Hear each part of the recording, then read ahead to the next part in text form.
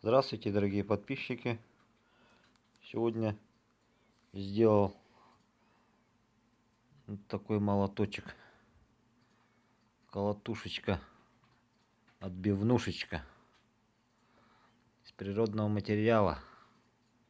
Не стал покупать готовые, своими руками приятнее. Это вот я нашел березу на улице. Отрезали березу, и вот из нее сделал